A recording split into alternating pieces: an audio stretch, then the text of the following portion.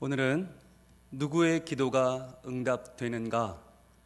누구의 기도가 응답되는가? 라는 제목으로 하나님의 말씀을 증거하겠습니다. 여러분, 코로나19 사태로 지금 모두가 곤경을 겪고 있는데 이 코로나19를 뭐라고 정의할 수 있을까요? 코로나19는 땡땡땡이다. 아마 가정에 계신 가족들끼리 한번 이야기를 나눠보셔도 좋을 것 같습니다. 코로나19는 지긋지긋하다 그럴 수도 있고, 코로나19는 언제 끝나나 이럴 수도 있고, 제가 한번 땡땡땡이다를 넣어봤어요. 코로나19는 두더지 잡기 게임이다.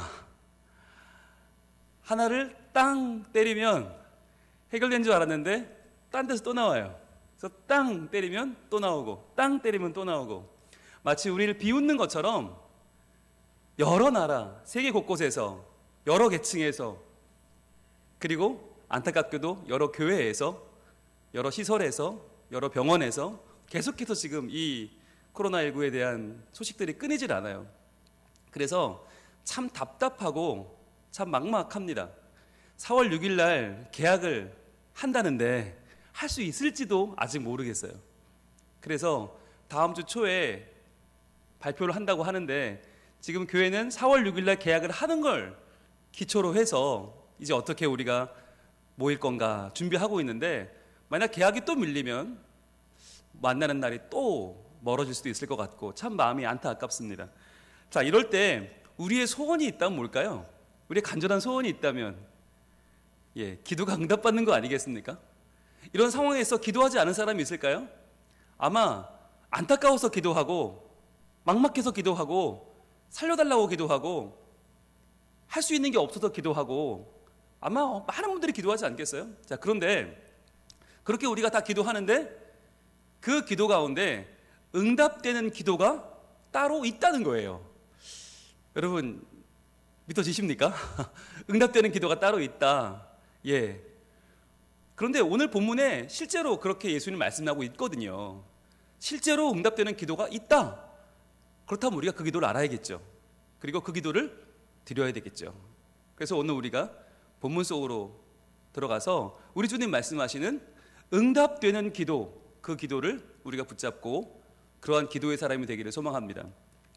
오늘의 본문 마가복음 9장은 굉장히 유명한 장입니다.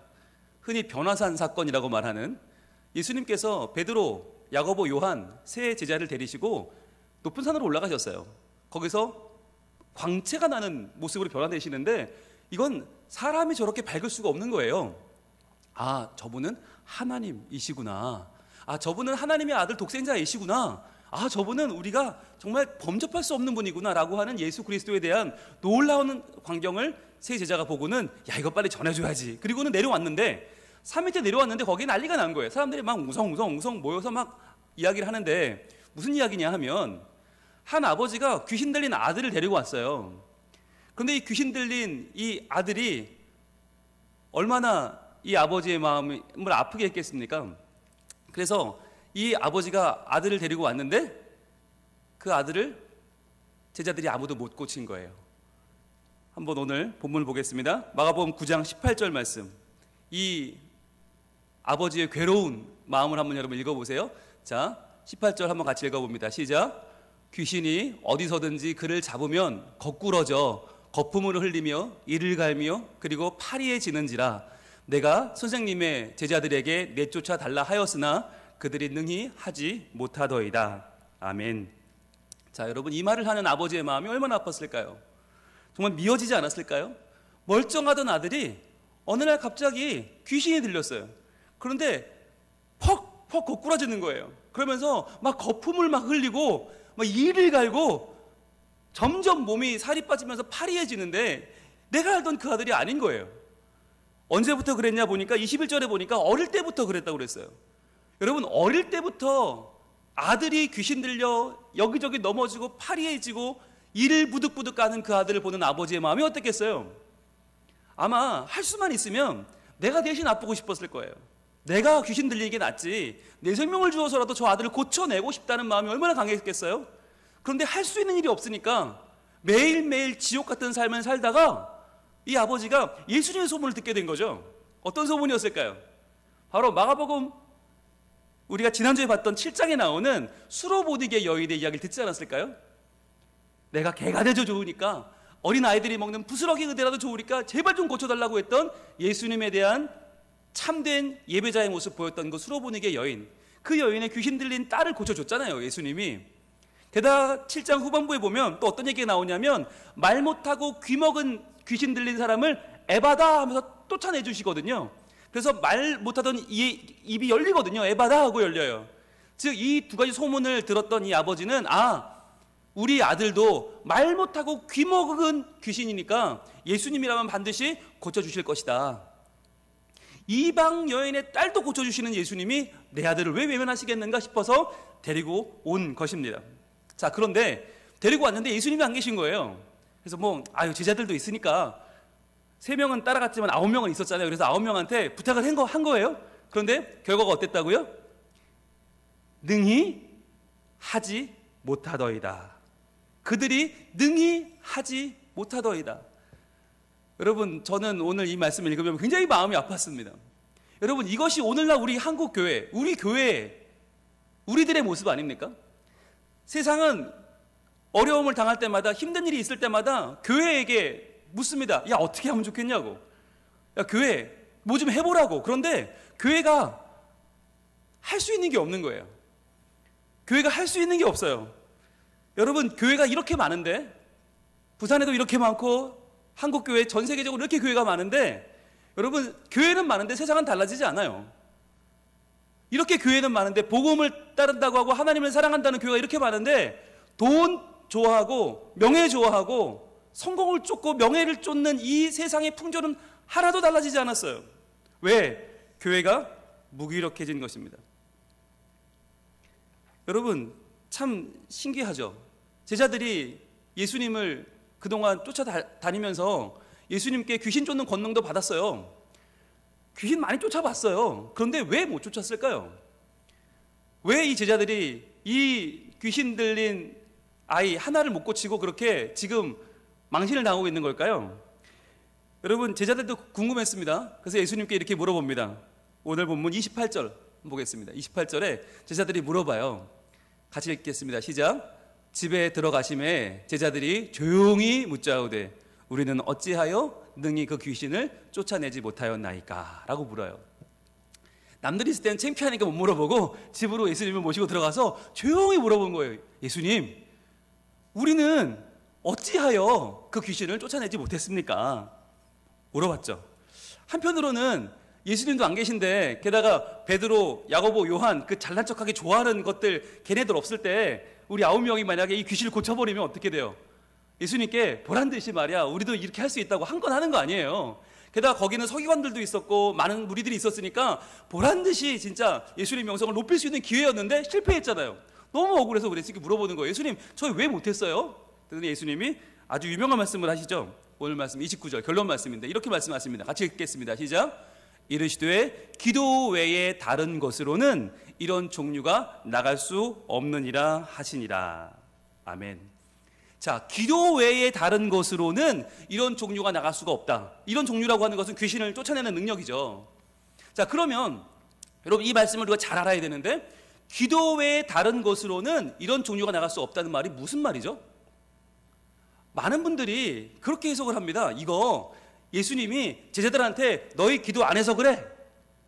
말이야, 니들 기도 생활 그렇게밖에 안 해가지고 귀신이 쫓아지겠어? 똑바로 못해? 라고 혼내는 거라고 이해를 해요. 여러분, 그런 걸까요? 예수님이 지금 야, 똑바로 서. 니들 기도 그렇게밖에 못해가지고 말이야, 수련을 했어야지. 그거밖에 안 못해? 그러니까 못 잡는 거 아니야? 라고 하셨을까요? 여러분, 그러면 여기서 묻겠습니다. 우리가 기도 열심히 하면, 기도를 많이 하고 기도의 내공을 쌓으면 귀신 쫓아낼 수 있나요? 기도 많이 하면 사람 고칠 수 있나요? 기도 많이 하면 기적이 일어나나요? 여러분, 만약에 그렇다고 말한다면 우리가 읽고 있는 마가복음은 복음이 아닙니다.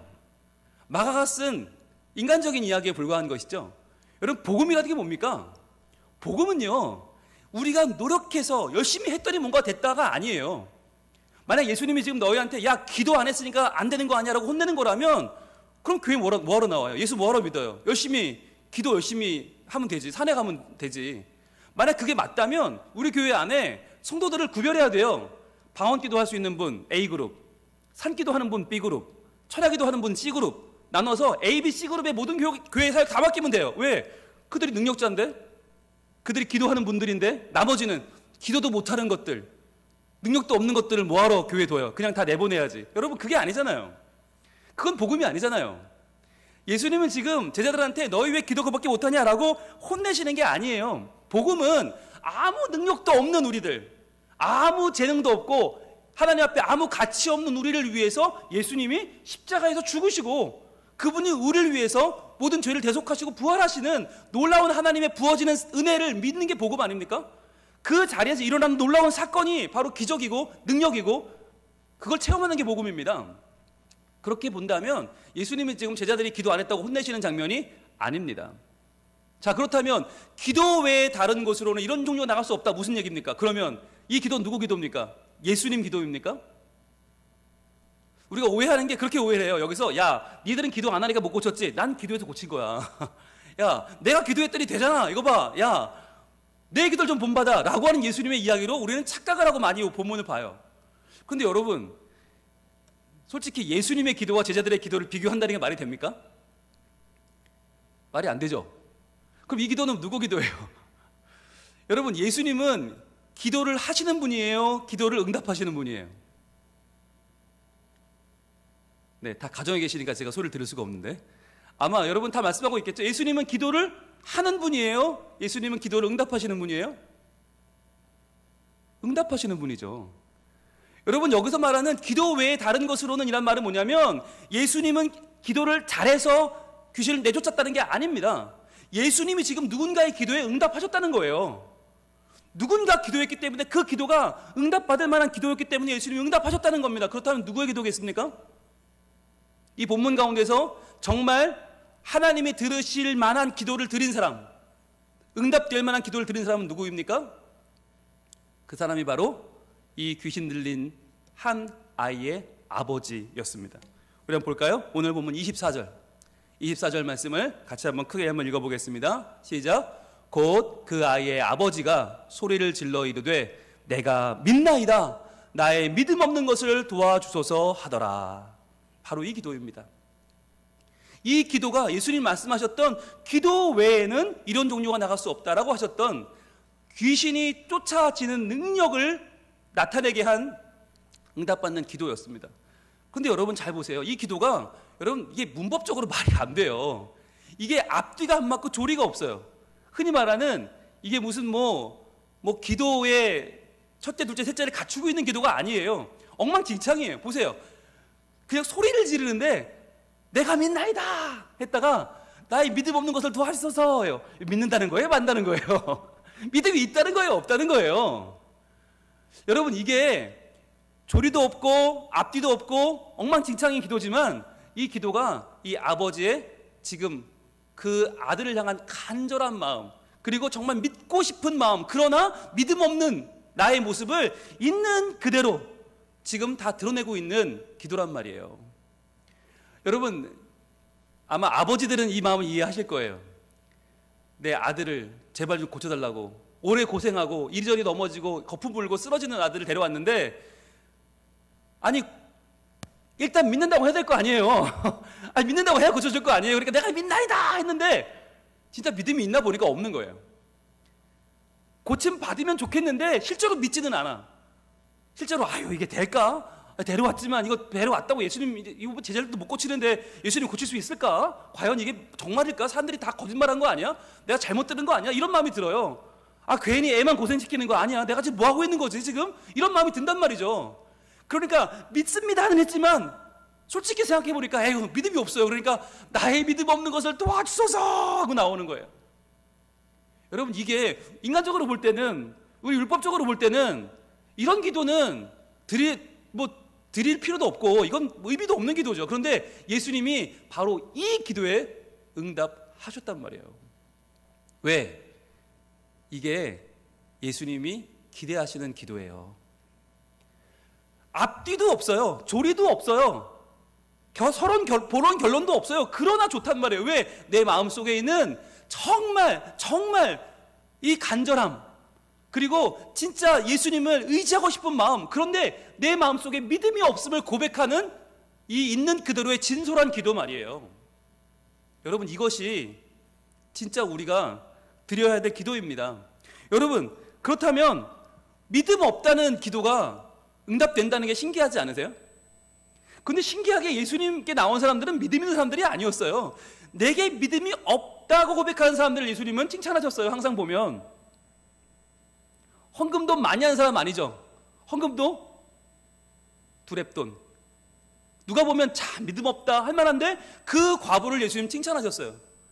그리고 세리와 바리새인의 이야기를 하시면서 나는 11조도 잘하고 나는 율법도 잘 지키고 나는 완벽합니다 했던 그 바리새인이 아니라 고개를 들지 못하고 주여 저는 죄인입니다 어떻게 하면 좋습니까? 라고 자신을 한탄하며 나갔던 세리를 칭찬하셨어요.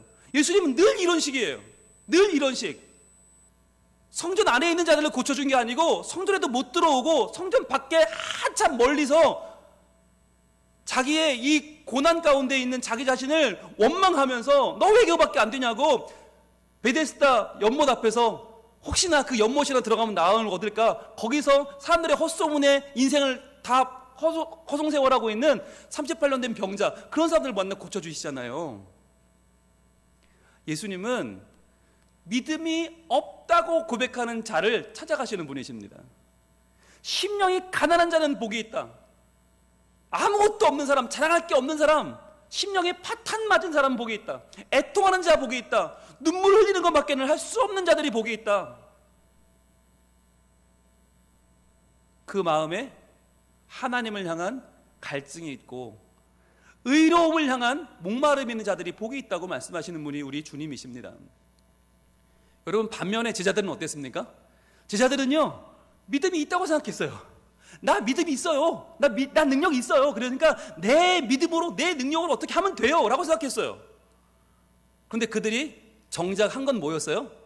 볼까요? 오늘 본문 시작하는 14절 말씀에 제자들이 뭐 했나 보겠습니다. 자, 오늘 14절 같이 읽습니다. 시작.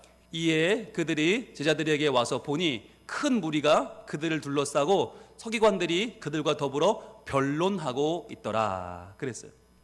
제자들이 뭐 했다고요? 변론했다고요. 제자들이 많은 무리 속에서 서기관들과 함께 변론하고 있었다는 거예요. 여러분, 이게 무슨 말입니까? 왜 변론을 해요? 내가 좀 안다고 생각하는 거예요. 아, 이런 귀신은 말이야. 왜 이런 귀신이 원인은 뭐니고 보고 이 증상은 어떻고 나으려면 뭐 어떻게 하면 되고 굉장히 말을 늘어놓고 있는 거예요. 여러분, 이게 뭐죠? 이들은 지금 충분한 논리적인 합리적인 답을 가지고 있다고 생각하고 계속 내가 가진 지식을 늘어놓고 있는 거예요. 변론하고 있는 거예요. 여러분, 사람들이 지금 변론 듣자고 찾아온 겁니까? 이 귀신 들린 자에 대하여 이야기를 듣자고 지금 이런 경우가 어떤 경우에 해당하는지 들으려고 온 거예요? 아니잖아요. 변론을 들으러 온 게 아니라 능력을 보러 온 거잖아요. 이 아이가 고침받고 나음받는 모습 보러 온 것인데 제자들은 지금 내가 믿음이 있어, 난 지식이 있어, 난 할 수 있어, 뭔가 자신감이 충만해서 변론만 늘어놓고 있는 거예요. 여러분, 결국 이게 뭐예요? 능력이 없는 거예요. 여러분, 능력이 있으면 고치면 돼요. 능력이 없으면 겸손히 기도하면 돼요. 주여, 저의 믿음 없음을 용서하시고 이 아이를 고쳐주시옵소서 기도하면 돼요. 그런데 지금 제자들은요, 능력도 없는 주제에 겸손하지도 않아요. 기도하지도 않아요. 변론만, 말만 늘어놓고 있는 거예요. 그러면서 그 말로 자기를 합리화하려고 하고 있어요. 여러분, 오늘날 우리 교회가 세상에서 욕을 먹는 이유는 무엇인가? 하나입니다. 능력이 있으면 고쳐내든가, 능력이 없으면 잠자코 기도나 하든가. 그런데 능력도 없는 주제에 말만 많은 거예요. 변론하는 것만 좋아해. 그래서 여러분, 지금 한국교회가 얼마나 많은 지금 각 교단마다 성명서를 냅니까? 왜 교회만 핍박하냐고? 왜 교회 예배드리는 거 뭐라고 하냐고? 우리가 무슨 죄가 있냐고? 여러분, 성명서를 발표하면 할수록 정부의 방역시책을 비난하고 우리의 합리적인 논리적인 말들을 하면 할수록 사람들은 뭐라고 그래요? 앞으로 다시는 교회 꼴 안 보겠다고 그래요. 지난주에 만난 저희 교회 집사님이 참 가슴 아픈 이야기를 해주셨어요. 그분이 목욕탕을 갔는데 탕에서 나와서 몸을 씻고 있는데 TV에 마침 뉴스가 나오더랍니다. 뉴스 특보가 나오는데 이번 주말도 교회들 모여서 예배 강행. 거기 있던 8명의 아줌마들이 입을 모아서 그렇게 교회 욕을 하는데 눈물이 나더라는 거예요. 그 중에 한 명이 그러셨대요. 내가 예수 믿는 며느리를 보다 보자 그랬다는 거예요. 내가 교회 다니는 며느리 들이다보자 그랬다는 거예요. 너무 그 집사님 마음이 아프셔서 저한테 그 얘기를 하시면서 목사님 어떡해요? 목사님 어떡해요? 여러분, 지금 한국교회가 제자들처럼 능력도 없으면서 말만 많아요. 변론만 많이 해요. 우리 잘못한 게 뭐냐? 더 잘못한 사람도 많은데 왜 우리만 갖고 그러냐? 계속 말을 하니까 그 말이 결국은 비난으로 돌아오는 거예요. 여러분, 한번 물어나 봅시다. 세상이 언제는 능력이 있었습니까? 세상이 언제는 정의롭고 평화로웠습니까? 아니요, 한 번도 그런 적 없습니다. 능력은 교회에 있는 것입니다. 하나님 믿는 우리가 능력이 있는 것이고 하나님 믿는 우리가 기도해야 되는 것이지, 세상은 한 번도 공정한 적이 없었고 한 번도 정의로운 적이 없었습니다. 그래서 세상은 교회에 기대를 하는 것입니다. 교회 너희들이라도 인명을 좀 생각하고 생명을 존중하고 이런 위기 때는 하나가 되면 되지 않느냐. 오죽하면 천주교만도 못하다, 불교만도 못하다. 교회 저것들은 컨트롤 타워도 없이 각 교회가 지 교회마다 움직이니까 저렇게 나라 말도 안 듣고 국민 여론도 안 듣고 티들 멋대로 하지 않냐. 내 코로나만 끝나봐라, 교회 저것들 가만두나 보자. 사람들이 이를 갈고 있어요. 가슴이 아파요. 여러분, 눈물 나지 않습니까? 여러분, 지금 필요한 게 무엇입니까? 지금 필요한 건 변론이 아니에요. 겸손한 기도입니다. 주여, 내가 믿나이다. 나의 믿음 없음을 도와주소서. 여러분, 이 코로나19 실제로 우리가 아는 게 있어요? 코로나에 대해서 없어요. 하나도 없어요. 뭔가 아는 것처럼 떠들 때가 아니에요. 지금은. 여러분, 당장 4월 6일 계약이 내일 되는지 알아요? 몰라요. 계약하면 애들 학교 다니면 난리 날걸요? 학교마다 이제 사초등학교 1번, 2번, 3번, 4번, 5번, 6번 이렇게 나올걸요? 동하고 1번, 2번, 3번, 4번 계속 퍼질걸요? 그리고 학교 개학과 동시에 교회가 모인다는데 교회도 지금 불안하게는 똑같습니다. 전 세계에 어떻게 이 코로나 여파가 퍼질지, 앞으로 4월은 괜찮을지 5월은 괜찮을지, 아니 인류 역사에 2020년 상반기가 없어질 수도 있어요. 그냥 공란으로 비워질 수도 있고, 지금 이렇게 넘어지고 이렇게 쓰러지고 아파하는 전 세계가 하반기는 괜찮을까요? 지금 우리가 알 수 있는 게 아무것도 없어요. 여러분, 알 수 없다면 지금 우리는 변론할 때가 아닙니다. 기도할 때입니다. 겸손히 기도해야 됩니다. 응답받는 기도는 조리 있는 기도 아니고요, 합리적이고 말되는 기도 아니고요, 그런 것 아니어도 좋으니까 진짜 그 마음 속에 긍휼히 여기는 마음, 진짜 그 마음 속에 간구하는 마음, 진짜 그 마음 속에 하나님이 아니면 이 아픈 우리의 상황을 고칠 수 없다고 하는 오직 구하는 믿음과 간절함입니다. 이 위기의 때, 인류 역사상 유례가 없는 이 위기의 때에 교회는 기도해야 되는 것입니다. 오늘 우리는 기도해야 됩니다. 기도 외에는 이런 종류가 나갈 수 없다. 예수님 확실하게 말씀하고 계십니다. 우리는 제자들처럼 왜 우리 못 고쳐요? 왜 우리 안 돼요? 왜 교회가 지금 아무 일도 할 수 없어요? 왜 우리는? 여러분, 예수님께 물을 때가 아닌 거예요. 바로 우리 안에 있는 연약함을 내려놓고 기도하는 것이죠. 하나님 도와주세요. 하나님, 못난 나를 도와주시고, 주여 못난 우리를 용서해 주시고, 부족한 우리를 하나님이 도와주셔서 주여 이 코로나 위기 가운데서 우리 가정을, 우리 교회를, 우리 사회를, 우리 민족을, 우리 세계를, 지구를 하나님 제발 도와주세요. 한 나라에서 하루에 수백 명이 죽고 있어요. 전 세계적으로 하루에 수천 명이 죽고 수만 명이 지금 감염되고 있어요. 이런 상황에서 우린 죄가 없다? 우린 깨끗하다? 우리는 뭐 좀 낫다? 여러분, 아무런 변론도 의미가 없어요. 기도해야 되는 것입니다. 기도해야 됩니다. 이렇게 가다가는 4월 12일 부활주일에 우리 만날 수 있다는 보장이 없습니다. 부활주일 예배를 집에서 드려야 되는 초유의 사태가 벌어질 수도 있습니다. 오직 우리가 할 수 있는 것은 하나입니다. 기도하고 겸손히 하나님의 은혜를 구하는 것입니다. 우리가 할 수 있는 게 없다고, 정말 이 바이러스 앞에서, 우리가 이 작은 것 앞에서 우리의 할 줄 알았던 교만과 가지고 있었다고 하는 우리의 아집과 나는 좀 다르다고 하는 완악함은 다 깨어지고 오직 하나, 하나님 앞에 겸손히 구하는 우리의 진실한 믿음만 남습니다. 아무도 모릅니다. 모르기 때문에 기도할 수밖에 없습니다. 주여, 내가 믿나이다. 나의 믿음 없음을 도와주소서. 기도할 때 하나님께서 믿음 없는 우리에게 오직 복음, 하나님의 넘치는 사랑과 은혜를 베풀어 주시고, 그 복음을 의지하는 우리가 이 위기를 다시 한번 하나님의 손길을 의지하여 일어날 수 있는 하나님의 회복, 어루만지심, 하나님의 치유를 우리에게 허락하실 줄로 믿습니다. 이 시간 우리 함께 찬양할 텐데요. 주여, 우리는 연약합니다. 오늘 또 힘겨워합니다. 그러나 한없는 주님의 은혜를 우리 사모하오니 오직 완전하신 주님께서 우리를 도우시고 긍휼히 여기시고 우리를 고쳐주시옵소서. 우리 함께 찬양하겠습니다.